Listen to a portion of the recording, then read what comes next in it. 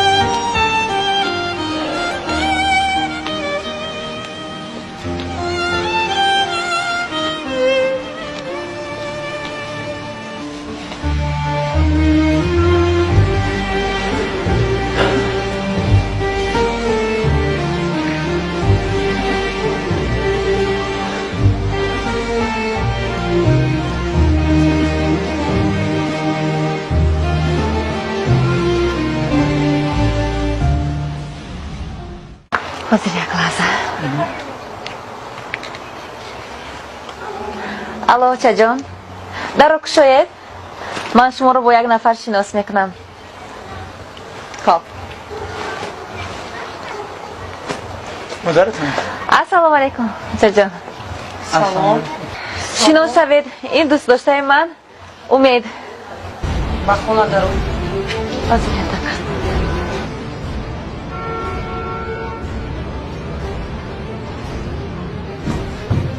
آنچه آخر من اون رو دوست میدارم.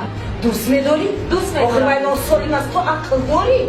ما با او در راه شناس شدیم یک دیگر رو دوست داشتیم میخوایم آیله برپا کنیم. دختر وای 9 سالیم است تو فکر آینده ات را نمیکنی؟ فکر آینده فرزندانت را نمیکنی؟ آجا جان این حیات من است. انتخابم رو من کردم. تو انتخابت را کردی اما من حالا انتخاب خودم را نگفتم. تو به من نمیرسی فهمو؟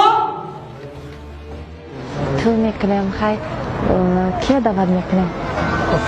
از یک دقیقه. الو لبیک جان. در کجایی؟ من؟ وقت ولی تو یک بار آینده تا فکر میکنی یا نه؟ اکا جان من انتخابم رو کردم.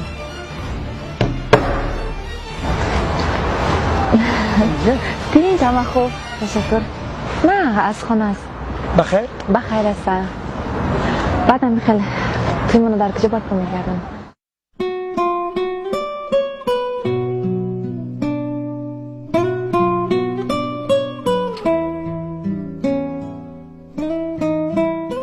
محترم نوخوندگان عزیز، انمی لحظه و انمی ثانیه ما شما را از عکس نکاح دولتی میگذرانیم و من از عروس نازنین میپرسم که عروس نازنین صبرینه دولت و شما راضی هستید که با انمی جوان نازنین امید صبوری و شوهر بندید؟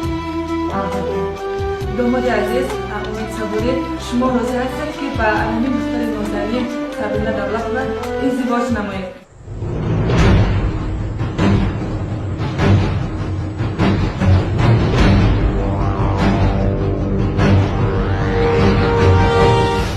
بله من راضیم.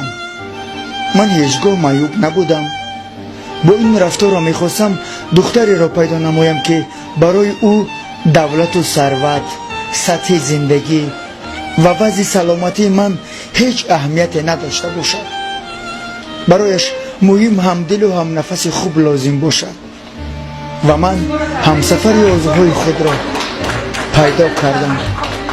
خواهران عزیز، برای خوشبختیتان درست اندیشه کنید.